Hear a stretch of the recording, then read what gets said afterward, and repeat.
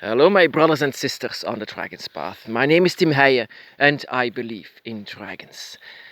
So you would know where this video is all about because I do believe in dragons. I do believe in them because I have met them, I have felt them, I experienced them. And so welcome again in the Belgian forests where I live for a while, and I do my rituals here, and I do everything that there is need that I want to do for the dragon. And there are a lot of things that I want to do for the dragon. So many things.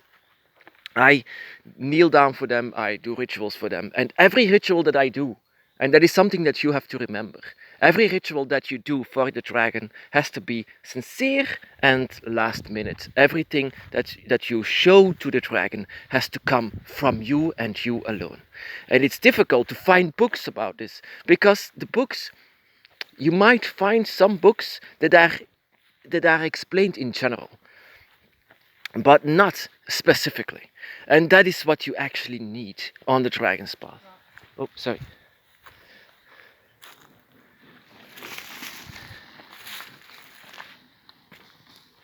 So that is actually what you need on this path. Excuse me for this. Normally, no one comes here. That is so strange. So I want to continue. Where I was. Specifically, something that is attached to you alone. And to you alone. And I mean, there are no books about this. What do you know? What does someone else know about your dragon? No one. No one knows something about your dragon. Your dragon is a unique spirit attached to you alone. The reason for them to come back is you and you alone. So the dragon expects your words, your thoughts, your mind. So that is what you have to express. But the thing is, we are human beings in this existence, and humans are very unsure of what they are doing. And so normally they say, oh, maybe I shouldn't do this. Maybe I shouldn't say that. Maybe I shouldn't think that. Yes, you have to think that. Yes, you have to say that because that is the first thing that comes to mind, has to happen. That is what the dragon wants. So, books. Let's continue about books. The first one that made a book about the Dragon's Path in the New Age, as a neo-pagan spirituality that the Dragon's Path is. That then I can say that Conway, D.j Conway, that's passed away a few years ago. 2018, I believe. That she was the first to write about the dragon spirituality in the New Age. And I have to thank her so much. May the dragon keep her safe wherever she is. And I have to say, when I read the book, I say, yeah, it's very interesting to know about this. And there are very many things that are so correct, that are so real, that I experienced as well. But there were some things in this book that made me see that she was not exactly on the dragon's path. First and foremost, she tried to command a dragon. That is something that every one of us should know. You cannot command or train a dragon. You don't do this. They do this with us, and that is something that betrayed her actually, because I know that I would never ever try to command a dragon, let alone my dragon. The dragon doesn't respond well to that, but she said it has to happen on the dragon's path, and that betrayed actually that she was not on the dragon's path, but she was a very powerful entity, so she know a lot about many spiritualities, not the dragon alone, but many other Wiccans and pagan spiritualities, and she wrote everything down. So she had a gift to open many gates. So she might have come across dragon spirits, and I'm actually sure that she came across dragon spirits and even dragon gods, because she could recognize the dragon gods. But yeah, but she didn't have a dragon by her side, so it would seem. She didn't had a dragon eye. And a dragon eye is the connection between you, your guardian, and your dragon god. No, she just opened the gate. She could manipulate. She was a true witch, but she was not a dragon witch. A dragon witch knows that you shouldn't command a dragon. That you should say, now you have to come. No, the dragon doesn't have to come. The dragon comes when they want to. And I know that every one of us knows that you cannot command a dragon, that you cannot give orders like some kind of a slave that they are. No. A dragon follower or a dragon witch or whatever has a dragon by their side, and that is not a slave and that is not a servant. That dragon by their side is what is being called a friend, or maybe even a family member. And you don't command family members, you don't command friends. You are with each other to be one, to experience each other's eyes. And the magic that it has.